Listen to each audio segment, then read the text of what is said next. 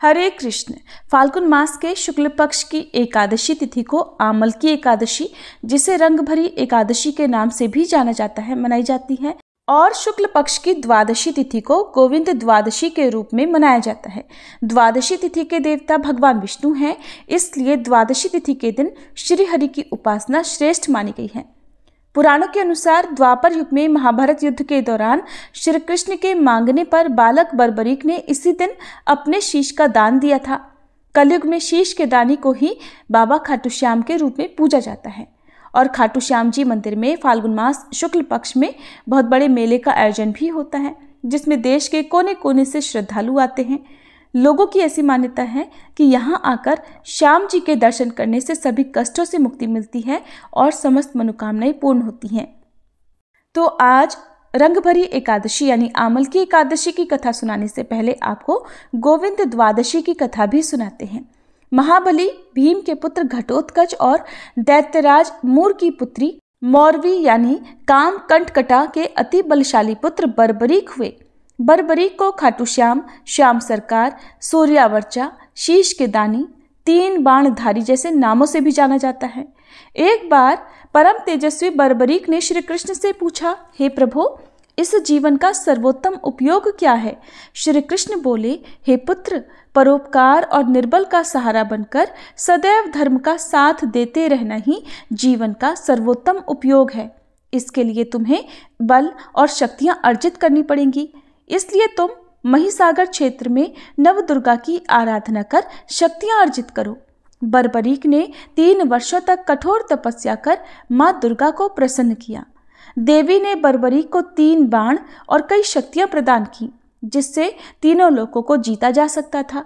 जब बर्बरीक की महाभारत का युद्ध देखने की इच्छा हुई, तब वे मां से आशीर्वाद प्राप्त करने पहुंचे। तब मां को हारे हुए के पक्ष का साथ देने का वचन देकर युद्ध भूमि की तरफ उन्होंने प्रस्थान किया। सर्वव्यापी भगवान श्री कृष्ण युद्ध का अंत जानते थे, इसीलिए उन्होंने सोचा कि अगर कौरवों को हारता देख बर्बरीक कौरवों का साथ देने लगा तो पांडवों की तो हार निश्चित है। इसीलिए लीलाधर ने एक ब्राह्मण का वेश धारण कर चालाकी से बालक बर्बरीक का शीश दान में मांग लिया। बर्बरीक को आश्चर्य हुआ कि कोई ब्राह्मण उनका शीश क्यों मांगेगा। ऐसा सोचकर उन्होंने ब्राह्मण से उनके वास्तविक रूप में दर्शन की इच्छा व्यक्त की। तब श्री कृष्ण ने उन्हें अपने विराट रूप के दर्शन कराए। बर्बरीक ने उनसे प्रार्थना की वे अंत तक युद्ध देखना चाहते हैं। श्री कृष्ण ने बर्बरीक की ये बात स्वीकार कर ली और उनका सिर सुदर्शन चक्र से अलग कर दिया। शीश काटने के बाद मां चंडिका देवी ने वीर बर्बरीक के शीश को अमृत से सींचकर देवत्व प्रदान किया। तब इस नवीन जागृत शीश से श्री कृष्ण बोले, हे वत्स, जब तक पृथ्वी, नक्षत्र और सूर्य चंद्रमा हैं, तब तक तुम सभी लोगों के लिए पूजनीय हो जाओगे। इस तरह उनका शीश युद्ध भूमि के समीप ही एक पहाड़ी पर सुशोभित किया गया, जहां से बर्बरीक संपूर्ण युद्ध का जायजा ले सकते थे। श्री कृष्ण ने युद्ध की समाप्ति के बाद बर्बरीक के शीश को पुनः प्रणाम करते हुए कहा, हे वीर बर्बरीक, आप कलयुग में मेरे नाम से सर्वत्र पूजित होकर अपने भक्तों के अभीष्ट कार्यों को पूर्ण करोगे। ऐसा कहने पर समस्त नभमंडल उल्लसित हो उठा और श्याम बाबा के देव स्वरूप शीश पर पुष्प वर्षा होने लगी। सभी मिलकर प्रेम से बोलिए, खाटू श्याम बाबा की जय। गोविंद द्वादशी से जुड़ी हुई एक और कथा का प्रसंग इस प्रकार है कि एक बार एक गोपाल यादव कन्या ने एकादशी व्रत का पालन किया था। वह गरीब थी, लेकिन श्री हरि के प्रति अत्यंत अपार श्रद्धा रखती थी। प्रत्येक एकादशी का व्रत रखती और द्वादशी का पारण करती। एक दिन उसने एकादशी का व्रत रखा। अगले दिन अपनी दही की मटकी लेकर वह बेचने निकली। सोच रही थी कि छोटी सी ही तो मटकी है, कुछ ही देर में दही बिक जाएगी तो फिर पारण कर लेगी। लेकिन उस दिन चमत्कार होना था। फाल्गुन की द्वादशी तिथि थी। गोलोक में श्री कृष्ण प्रियंवदा राधा जी के साथ नृत्य कर रहे थे। इसी दौरान एक गूलर के पेड़ को राधा रानी ने जोर से हिलाया तो उसका दिव्य पुष्प झड़ते हुए कृष्ण पर गिरा और कुछ जमीन पर। हवा के प्रभाव से वही गूलर का पुष्प गोपिका की मटकी में जा गिरा। सुबह से दोपहर हो गई, दोपहर से शाम और फिर शाम से रात घिरने को आई। दही बिकती जाती थी, लेकिन मटकी थी कि खाली ही नहीं होती थी।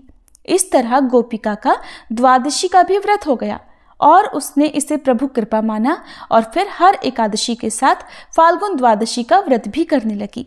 और इसी के पुण्य प्रभाव से वह अंत में श्री कृष्ण के ही वैकुंठ धाम को चली गई। फाल्गुन मास की ये दिव्य एकादशी केवल उपवास का ही नियम नहीं, बल्कि भक्ति, प्रेम और मोक्ष की त्रिवेणी है। इस दिन भगवान शिव माता पार्वती जी को विदा कराकर काशी पधारे थे और भक्तों ने रंग और गुलाल उड़ाकर उनका स्वागत किया था। तभी से ये दिन रंग भरी एकादशी के नाम से प्रसिद्ध हुआ। वहीं यही एकादशी भगवान विष्णु को भी अति प्रिय है, क्योंकि ये दिन आमलकी अर्थात आंवले के पूजन का विशेष अवसर है।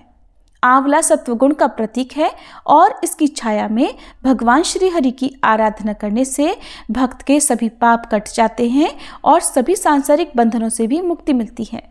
काशी के घाटों पर जब भगवान शिव के भक्त रंगों से सराबोर होकर जय घोष करते हैं, तब विष्णु भक्त आंवले के नीचे दीप जलाकर श्री हरि की उपासना करते हैं और इस पावन तिथि पर श्री शिव और श्री विष्णु की भक्ति एक साथ बहती है और भक्त दोनों की कृपा प्राप्त कर सांसारिक बंधनों से मुक्त होकर ईश्वरीय आनंद का अनुभव करते हैं।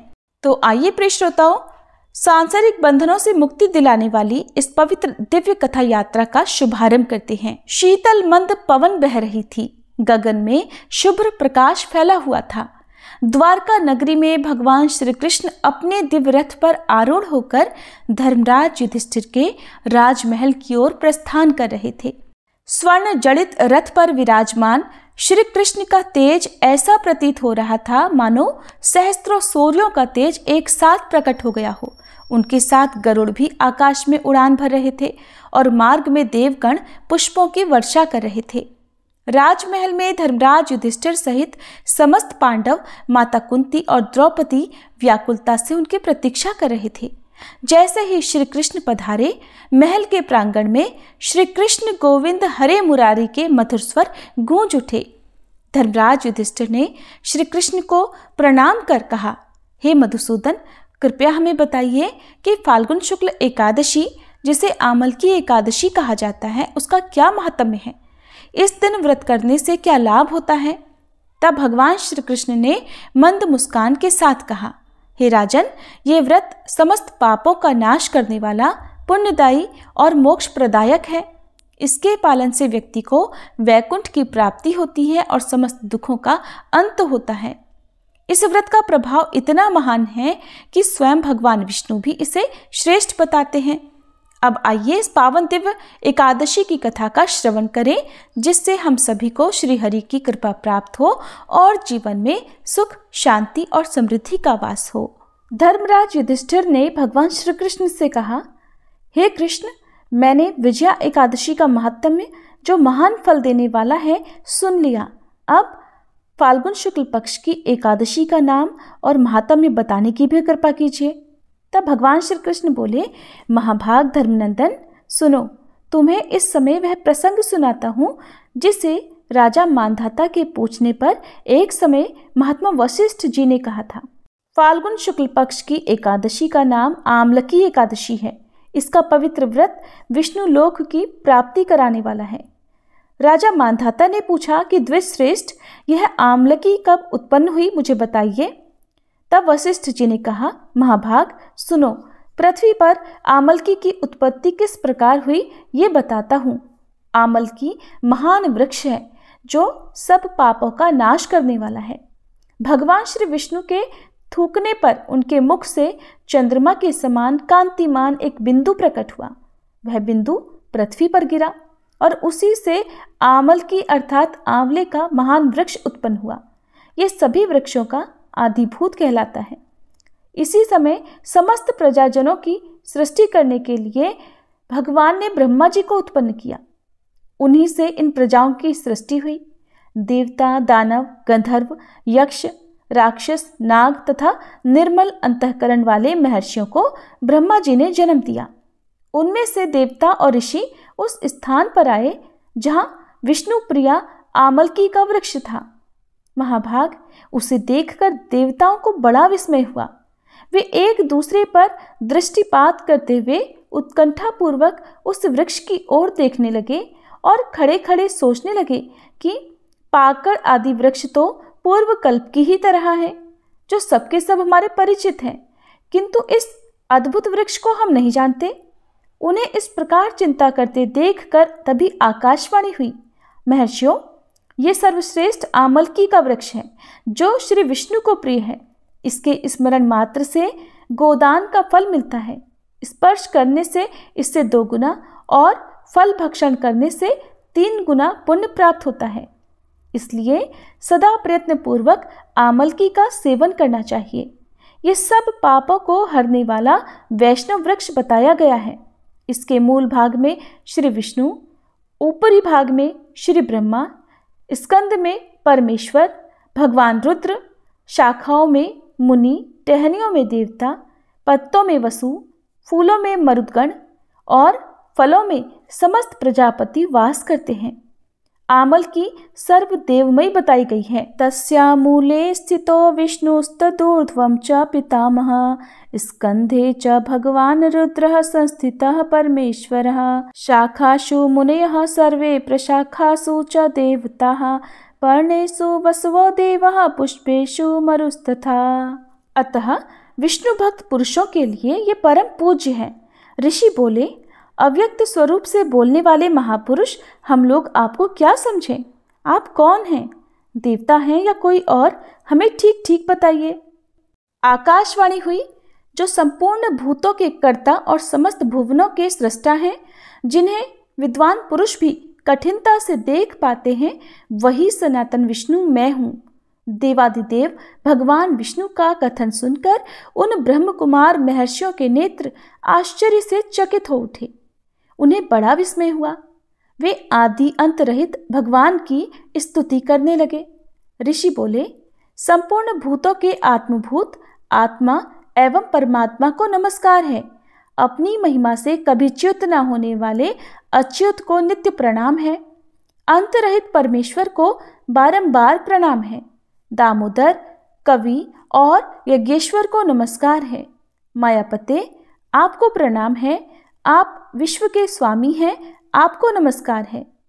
ऋषियों के इस प्रकार स्तुति करने पर भगवान श्री हरि संतुष्ट हुए और बोले, महर्षियों, तुम्हें कौन सा अभीष्ट वरदान दूं? ऋषि बोले, भगवान, यदि आप संतुष्ट हैं तो हम लोगों के हित के लिए कोई ऐसा व्रत बतलाइए जो स्वर्ग और मोक्ष रूपी फल प्रदान करने वाला हो। श्री विष्णु बोले, महर्षियों, फाल्गुन शुक्ल पक्ष में यदि पुष्य नक्षत्र से युक्त द्वादशी हो तो वह महान पुण्य देने वाली और बड़े बड़े पातकों का नाश करने वाली होती है। द्विजवरों, उसमें जो विशेष कर्तव्य है उसको सुनो। आमलकी एकादशी में आंवले के वृक्ष के पास जाकर वहां रात्रि में जागरण करना चाहिए। इससे मनुष्य समस्त पापों से छूट जाता और सहस्त्र गोदानों का फल प्राप्त करता है। विप्रगण, यह व्रतों में उत्तम व्रत है जिसे मैंने तुम लोगों को बताया है। ऋषि बोले, भगवान, इस व्रत की विधि भी बतलाइए। ये कैसे पूर्ण होता है? इसके देवता, नमस्कार और मंत्र कौन कौन से बताए गए हैं? उस समय स्नान और दान कैसे किया जाता है? पूजन की कौन सी विधि है और उसके लिए मंत्र क्या हैं? इन सब बातों का यथार्थ रूप से कृपया वर्णन कीजिए। भगवान श्री विष्णु ने कहा, द्विजवरों, इस व्रत की जो उत्तम विधि है, अब उसको श्रवण करो। एकादशी को प्रातःकाल दंत धावन करके ये संकल्प करें कि हे पुंडरीकाक्ष, हे अच्युत, मैं एकादशी को निराहार रहकर दूसरे दिन भोजन करूंगा। आप मुझे शरण में रखें। ऐसा नियम लेने के बाद पतित, चोर, पाखंडी, दुराचारी, मर्यादा भंग करने वाले और गुरु पत्नीगामी मनुष्यों से वार्तालाप न करें। अपने मन को वश में रखते हुए नदी में, पोखरे में, कुएं पर या फिर घर में ही स्नान करें।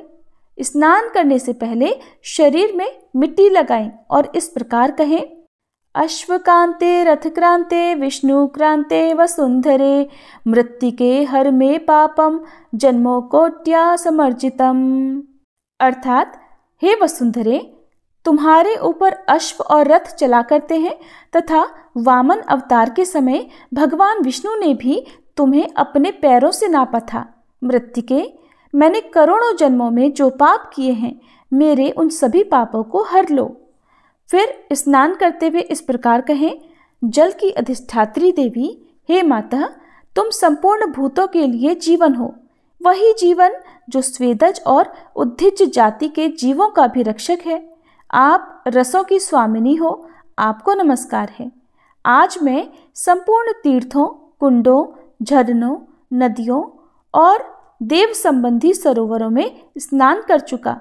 मेरा यह स्नान उक्त सभी स्नानों का फल देने वाला हो। विद्वान पुरुष को चाहिए कि वह परशुराम जी की सोने की प्रतिमा बनाए। प्रतिमा अपनी शक्ति और धन के अनुसार 1 या आधे मासे स्वर्ण की होनी चाहिए। स्नान के बाद घर आकर पूजा और हवन करें। इसके बाद सब प्रकार की सामग्री लेकर आंवले के वृक्ष के पास जाएं। वहां वृक्ष के चारों ओर की जमीन झाड़ बुहार लीप पोत कर शुद्ध कर लें। शुद्ध की हुई भूमि में मंत्र पाठ पूर्वक जल से भरे हुए नवीन कलश की स्थापना करें। कलश में पंचरत्न और दिव्य गंध आदि छोड़ दें। श्वेत चंदन से उसको चर्चित करें। कंठ में फूल की माला पहनाएं। सब प्रकार के धूप की सुगंध फैलाएं। जलते हुए दीपकों की श्रेणी सजाकर रखें। तात्पर्य ये कि सब ओर से सुंदर और मनोहर दृश्य उपस्थित करें। पूजा के लिए नवीन छाता, जूता और वस्त्र भी मंगा कर रखें। कलश के ऊपर एक पात्र रखकर उसे दिव्य लाजों अर्थात खीलों आदि से भर दें। फिर उसके ऊपर स्वर्णमय परशुराम जी की स्थापना करें।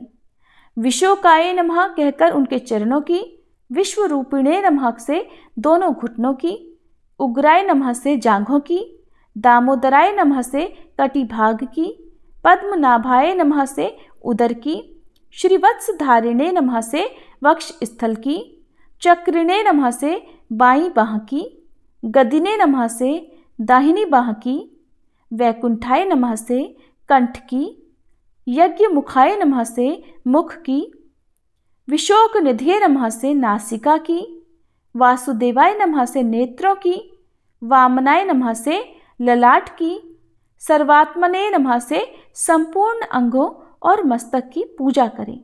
ये ही पूजा के मंत्र हैं। इसके बाद भक्ति युक्त चित्त से शुद्ध फल के द्वारा देवाधिदेव परशुराम जी को अर्घ्य प्रदान करें। अर्घ्य देते समय इस प्रकार कहें, देव देवेश्वर जमदग्नि नंदन श्री विष्णु स्वरूप परशुराम जी, आपको नमस्कार है, नमस्कार है। आंवले के फल के साथ दिया हुआ मेरा यह अर्घ्य कृपया ग्रहण कीजिए। इसके बाद भक्ति युक्त चित्त से जागरण करें। नृत्य, संगीत, वाद्य, धार्मिक उपाख्यान या फिर श्री विष्णु संबंधी कथा वार्ता आदि के द्वारा वह रात्रि व्यतीत करें। उसके बाद भगवान विष्णु के नाम ले लेकर आमलकी वृक्ष की परिक्रमा 108 या 28 बार करें। फिर सवेरा होने पर श्री हरि की आरती करें। ब्राह्मण की पूजा करके वहाँ की सब सामग्री उसे निवेदन कर दें। परशुराम जी का कलश, 2 वस्त्र, जूता आदि सभी वस्तुएं दान कर दें और ये भावना करें कि परशुराम जी के स्वरूप में भगवान श्री विष्णु मुझ पर प्रसन्न हो। इसके बाद आमलकी का स्पर्श करके उसकी प्रदक्षिणा अर्थात परिक्रमा करें और स्नान करने के बाद विधि पूर्वक ब्राह्मणों को भोजन कराएं। इसके बाद कुटुंबियों के साथ बैठकर स्वयं भी भोजन करें। ऐसा करने से जो पुण्य होता है वह सब भी बतलाता हूँ, सुनो। संपूर्ण तीर्थों के सेवन से जो पुण्य प्राप्त होता है और सब प्रकार के दान देने से जो फल मिलता है वह सब उपर्युक्त विधि के पालन से सुलभ हो जाता है। समस्त यज्ञों की अपेक्षा भी अधिक फल मिलता है, इसमें तनिक भी संदेह नहीं है।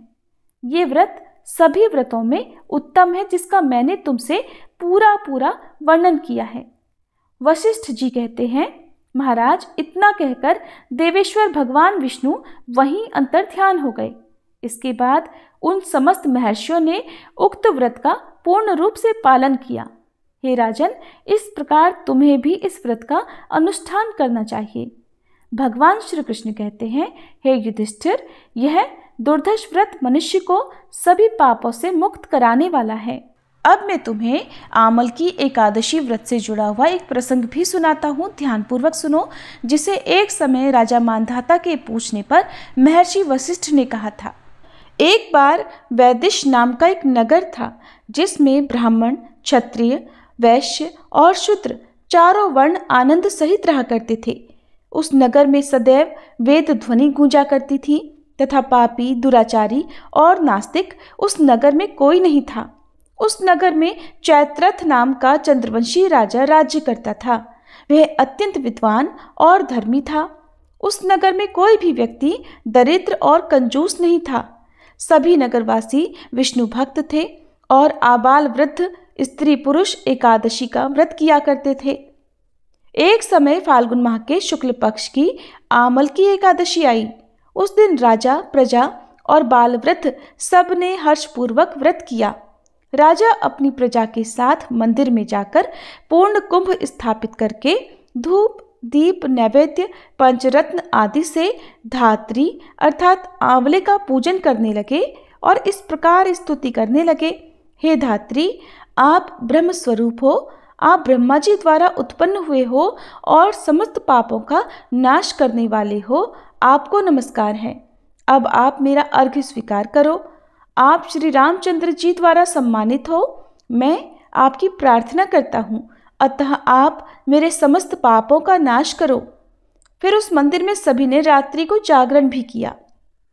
रात के समय वहां एक बहेलिया आया जो अत्यंत पापी और दुराचारी था। वह अपने कुटुंब का पालन जीव हत्या करके किया करता था। भूख और प्यास से अत्यंत व्याकुल वह बहेलिया इस जागरण को देखने के लिए मंदिर के एक कोने में बैठ गया और विष्णु भगवान तथा एकादशी महात्म्य की कथा सुनने लगा। इस प्रकार अन्य मनुष्यों की तरह उसने भी सारी रात जागकर बिता दी। प्रातःकाल होते ही सब लोग अपने घर चले गए तो बहेलिया भी अपने घर चला गया। घर जाकर उसने भोजन किया। कुछ समय बीतने के पश्चात उस बहेलिये की मृत्यु हो गई। मगर उस आमल की एकादशी के व्रत और जागरण से उसने अगले जन्म में राजा विदुरथ के घर जन्म लिया और उसका नाम वसुरथ रखा गया। युवा होने पर वह चतुरंगिणी सेना के सहित तथा धन धान्य से युक्त होकर 10,000 ग्रामों का पालन करने लगा। वह तेज में सूर्य के समान, कांति में चंद्रमा के समान, वीरता में भगवान विष्णु के समान और क्षमा में पृथ्वी के समान था। वह अत्यंत धार्मिक, सत्यवादी, कर्मवीर और विष्णु भक्त था। वह प्रजा का समान भाव से पालन करता था।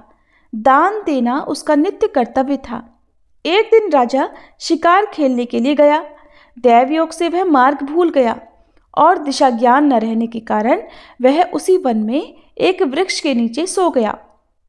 थोड़ी देर बाद पहाड़ी म्लेच्छ वहां पर आ गए और राजा को अकेला देखकर मारो मारो शब्द कहते हुए राजा की ओर दौड़ पड़े। म्लेच्छ कहने लगे कि इसी दुष्ट राजा ने हमारे माता पिता, पुत्र पौत्र आदि अनेक संबंधियों को मारा है और देश से निकाल दिया है, अतः इसको अवश्य मारना चाहिए। ऐसा कहकर वे म्लेच्छ उस राजा को मारने दौड़े और अनेक प्रकार के अस्त्र शस्त्र उसके ऊपर फेंकने लगे। वे सब अस्त्र शस्त्र राजा के शरीर पर गिरते ही नष्ट हो जाते और उनका वार पुष्प के समान प्रतीत होता। अब देखते ही देखते उन म्लेच्छों के अस्त्र शस्त्र उल्टा उन्हीं पर प्रहार करने लगे, जिससे वे मूर्छित होकर गिरने लगे। उसी समय राजा के शरीर से एक दिव्य स्त्री उत्पन्न हुई। वह स्त्री अत्यंत सुंदर होते हुए भी उसकी भ्रुकुटी टेढ़ी थी। उसकी आंखों से लाल लाल अग्नि निकल रही थी, जिससे वह दूसरे काल के समान प्रतीत होती थी। वह स्त्री म्लेच्छों को मारने दौड़ी और थोड़ी ही देर में उसने सब म्लेच्छों को काल के गाल में पहुंचा दिया। जब राजा सोकर उठा तो उसने म्लेच्छों को मरा हुआ देखकर कहा कि इन शत्रुओं को किसने मारा है और इस वन में मेरा कौन हितैषी रहता है। वह ऐसा विचार कर ही रहा था कि आकाशवाणी हुई, हे राजन, इस संसार में श्री विष्णु भगवान के अतिरिक्त कौन तेरी सहायता कर सकता है। इस आकाशवाणी को सुनकर राजा अपने राज्य में आ गया और सुखपूर्वक राज्य करने लगा। भगवान श्री कृष्ण कहते हैं, हे राजन, यह आमलकी एकादशी के व्रत का प्रभाव था। जो मनुष्य इस आमलकी एकादशी का सच्चे मन और श्रद्धा से निष्ठा के साथ व्रत करते हैं, वे प्रत्येक कार्य में सफल होकर अंत में वैकुंठ लोक को जाते हैं। भगवान श्री कृष्ण ने धर्मराज युधिष्ठिर को आमलकी एकादशी की यह कथा सुनाई। कथा सुनते ही युधिष्ठिर महाराज सहित समस्त पांडवों के हृदय में भक्ति और उत्साह का संचार हुआ। भाव विभोर होकर धर्मराज युधिष्ठिर ने श्री कृष्ण से कहा, हे माधव, आपकी कृपा से मैंने इस पावन व्रत का महात्म्य जाना। अब कृपा कर ये बताइए कि इस व्रत का पालन करने से कौन कौन से लाभ प्राप्त होते हैं। श्री कृष्ण मुस्कुराते हुए बोले, हे राजन, आमलकी एकादशी का व्रत करने से मनुष्य के समस्त पाप नष्ट हो जाते हैं। यह व्रत पुण्यदायी, आयु और आरोग्य देने वाला है। जिस प्रकार सूर्य के उदय होते ही अंधकार समाप्त हो जाता है, वैसे ही इस व्रत के प्रभाव से समस्त दोष और संकट दूर हो जाते हैं।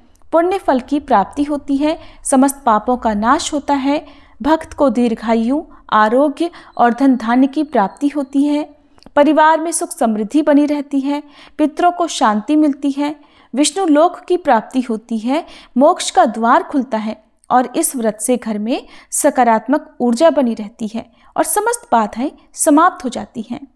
श्री कृष्ण ने अंत में कहा, हे युधिष्ठिर, इस एकादशी का पालन जो भी श्रद्धा से करता है, उस भक्त पर कभी कोई संकट नहीं आता।